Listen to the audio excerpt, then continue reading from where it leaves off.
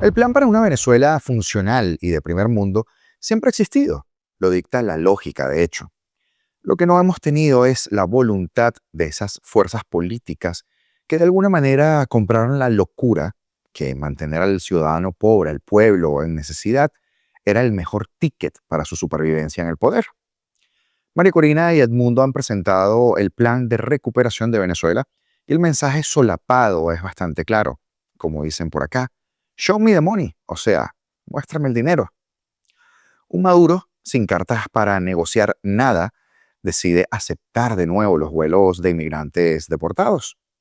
Adivinen qué va a ser el aparato de propaganda del régimen. Exacto. Hacerte creer que los Estados Unidos salió corriendo al ver al hijo de Zamora y de Chávez. Pero Maduro, te volvieron a domar. Y hablando de mensajes solapados, la publicación de X de la cuenta de la Embajada de los Estados Unidos para Venezuela da en el clavo y vuelve a mostrar lo importante que es estar alineado en mensaje con los intereses de quienes pueden ayudarnos. Comenzamos. El régimen de Maduro y más específicamente Jorge Rodríguez, con la cola entre las piernas, confirmó este jueves que reactivarán los vuelos para repatriar a los connacionales que están en Estados Unidos, tal y como anunció previamente el popular enviado del país norteamericano para misiones especiales, Richard Grenell. Y es que no le quedó más remedio. Lloraron, patalearon, se valentonaron, pero al final no tienen cartas para seguir jugando. Venezuela informa que ha llegado a un acuerdo con el enviado especial Richard Grenell para repatriar hermanos venezolanos que se encuentran en los Estados Unidos. Ahora sí son hermanos. Hace 2 días, moneda de canje, ¿verdad? Indicó esto quien seguramente estaba como loco por negociar algo con Grenell, o al menos con volverlo a ver, Jorge Rodríguez, a través de un comunicado publicado en su cuenta de Instagram. Rodríguez no precisó ninguna fecha sobre los próximos vuelos, pero Grenell informó que se reanudarán el día de hoy sin facilitar más detalles. El jefe de este parlamento chavista aseguró que Venezuela protege los derechos humanos de los migrantes. Claro que sí, tenemos amplios informes de eso.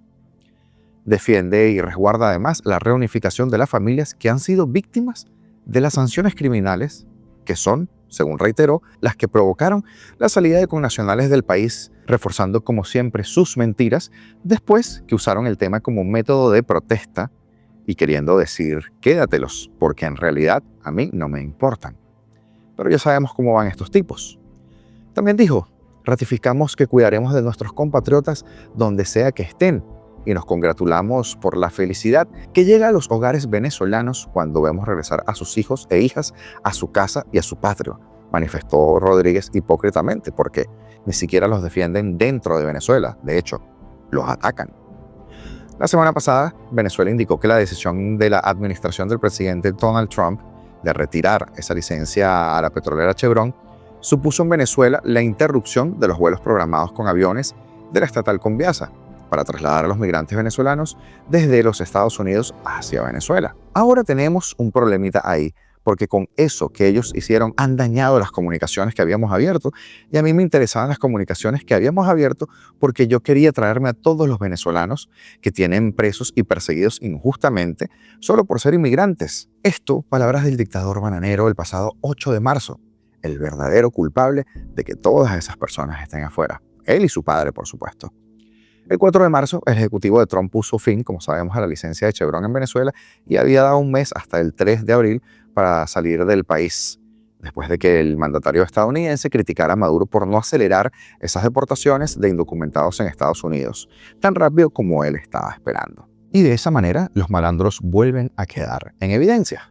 La oposición venezolana, liderada por María Corina Machado, presentó este jueves una propuesta orientada a privatizar la industria petrolera del país, aumentar la producción a más de 3 millones de barriles diarios, como era antes, y convertir a Venezuela en el centro energético de las Américas. El liderazgo opositor, tal y como repasamos en el programa del día de ayer, presentó sus propuestas en el CERAWeek 2025 de S&P Global, la principal conferencia del mundo en este sector. El presidente electo, Edmundo González, aseguró que el país puede lograr con las políticas correctas, un crecimiento rápido y sustentable en el sector energético y que el plan de gobierno Venezuela Tierra de Gracia está diseñado en ese sentido, algo que obviamente sabemos que siempre ha sido viable, pero que el chavismo nunca ha querido por razones de supervivencia. Recordemos cómo piensan estas lacras. Nosotros no queremos ser ricos. Ser rico es malo, es inhumano. Así lo digo y condenen a los ricos cada vez que les dé la gana. Que yo le había dicho al presidente Chávez que quería conversar con él sobre los problemas económicos y financieros que se le avecinaban al país. Y entonces él me dice, pero sí, con un cinco enorme, con su cara bien nada, una de él, me dice, caramba, usted no ha comprendido la revolución. La revolución se trata de mantener a los pobres pobres, pero con esperanza. Porque los pobres son los que votan por nosotros. Los pobres son los que nos dan el poder. Y mientras nosotros hacemos el discurso de la defensa de los pobres, no lo podemos sacar a la clase media, porque dejan de ser pobres y pasan a ser nuestro enemigo. Entonces los pobres tienen como destino ser pobres hasta tanto nosotros hagamos la transformación cultural que se requiere en este país. Vamos a lograrlo, Diego. Siguiente, vamos a lograrlo. Y permítanme agregarle una cosa más. Estamos en un barrio popular.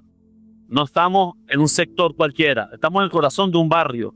Y mientras uno más consigue pobreza, hay más lealtad a la revolución y más amor por Chávez. Mientras el pueblo es más pobre, es más leal al proyecto revolucionario.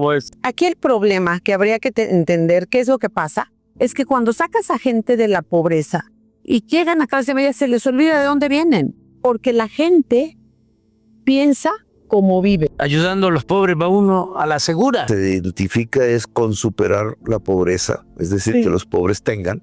Sí. Y cuando los pobres dejan de ser pobres y tienen, entonces se vuelven de derecha. O puede ser un punto en contrario, porque muchas veces el éxito de la izquierda es su propio fracaso.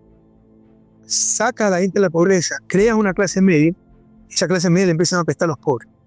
Y ya no recibe el discurso de la izquierda. María Corina, quien será la vicepresidenta designada por el mundo, si logramos, por supuesto, cobrar por la vía en que ya sabemos que debemos cobrar, propuso la privatización de la industria petrolera y gasífera del país, un paso que, a mi entender, es sumamente necesario para acelerar la recuperación del país y tratar, en la medida de lo posible, en darle un vuelco acelerado a esa destrucción sistemática de 25 años de revolución y a eso que está insertado dentro del famoso hombre nuevo. Será 100% gestionada por el sector privado, mientras que el gobierno actuará únicamente como un regulador transparente, ha dicho María Corina. Además, busca garantizar la protección a la inversión dentro del marco legal venezolano para poder propiciar estabilidad y seguridad a largo plazo. También propone que los campos de petróleo y gas estén abiertos a la operación privada con plenas garantías de derechos de propiedad, lo que funcionaría en un país normal, y que la participación del Estado sea subastada de manera transparente. El proyecto de reforma también ofrece incentivos fiscales competitivos para acelerar la inversión y el desarrollo, permitiendo de esta manera que los ingresos sean reinvertidos en nuestra infraestructura, educación y crecimiento económico. Permitiría a su vez a los socios actuales de la estatal Petróleos de Venezuela modificar sus contratos con términos más beneficiosos. Y es que este miércoles, un día antes de la presentación, el régimen calificó la propuesta como una aberración y un intento desesperado por regalar, según ellos, la soberanía a intereses extranjeros. Me pregunto yo si estos 25 años de literalmente regalar petróleo a Cuba y plantas eléctricas también, a ellos y a cuanta isla sin vergüenza hay, es apenas un detalle. Aberración. Aberración es haber convertido Venezuela en un narcoestado, como les decía ayer, porque durante y después de quebrar a la gallina de los huevos de oro, PDVSA, vieron en la ilegalidad su modo de vida. Y es que diversos informes prueban que Venezuela se ha convertido, como todos sabemos, en ese importante punto de tránsito para la cocaína, principalmente originada en Colombia con sus socios. Según estimaciones de la Oficina de las Naciones Unidas contra la Droga y el Delito y análisis de expertos como Insight Crime, el volumen anual de cocaína que pasa por Venezuela, para que usted sepa, oscila entre 250 y 500 toneladas métricas de ese polvillo blanco. Estas cifras son aproximaciones, ya que por supuesto dependen de datos de incautaciones, inteligencia de agencias como la DEA y proyecciones basadas en la producción colombiana, que en 2017 alcanzó las 2.478 toneladas según el Consolidated Counter-Drug Database de los Estados Unidos. Además, la corrupción y la falta de cooperación internacional, por supuesto, por parte del régimen venezolano, siempre van a dificultar la medición precisa de este tema. Pero, por ejemplo, la incautación de 65.76 toneladas en los primeros 8 meses del 2015 reportados por la ONU en su momento, da una pista del flujo, pero no refleja el total que va de los controles. En resumen, las estimaciones más consistentes apuntan a un rango entre 250 y 450 toneladas anuales en los últimos años, con picos cercanos a 500 toneladas en momentos de mayor actividad. Si usted tiene una duda de lo que representa eso en dinero para el gobierno o para el régimen en Venezuela, pues ya les digo, el valor mayorista en mercados como el de Estados Unidos va de 25 a 40 millones de dólares por tonelada. Sin embargo, el street value, lo que vale en la calle, que suelen destacar las autoridades para enfatizar así el impacto de cada incautación, suele ser mucho mayor, acercándose ahora a los 80 o entre los 80 y los 100 millones de dólares en el mercado de consumo como los Estados Unidos, que, ojo, por razones geográficas, es aún menos caro que Europa y que Australia, por ejemplo. Ahora, haciendo ese pequeño ejercicio, entonces podríamos hablar que en una media, el flujo del cártel de los soles, en promedio, es de 1.100 millones de dólares al mes. Repito, 1.100 millones de dólares mensuales a valor de mayorista, pero si hablamos de valor de calle, estaríamos hablando de unos 2.500 millones de dólares mensuales. Ahora ven por qué los 300 millones mensuales de Chevron son apenas una cuarta parte del rédito que les genera haber cumplido el sueño de Pablo Escobar. Increíble. Repudiamos esta maniobra entreguista de la ultraderecha apátrida que pretende congraciarse con poderes corporativos y enemigos de la patria.